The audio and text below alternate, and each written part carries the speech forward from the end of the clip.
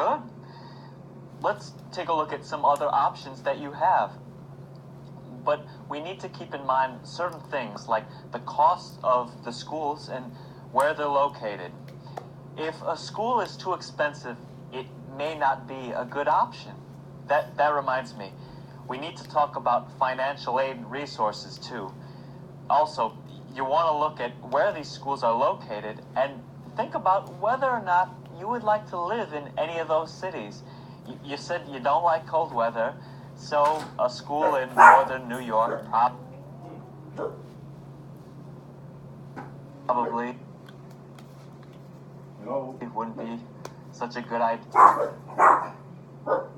Yeah. Right, maybe I'll need to gather some money to go to the different school for each school that I'm interested in.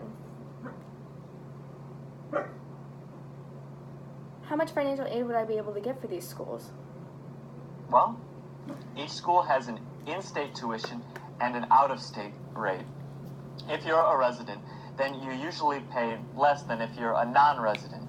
For example, since you already live in Illinois, tuition for 1 year would cost you $11,900. And you mentioned California Davis, so let's see about that school. Annual tuition for a non-resident at UC Davis is $21,706 because you'd have non-resident status. Although, one option is for you to live in California while not attending school for 1 year so that you could become a resident. And then you'll only have to pay the in-state tuition. It's different at private schools, though, where the tuition is usually the same for residents and non-residents.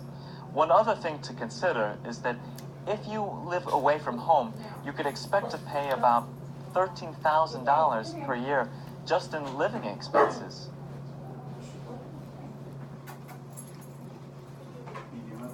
Wow, that's very expensive. I don't think I could be able to pay for that for to go to school. What do I do see if I can't pay for that?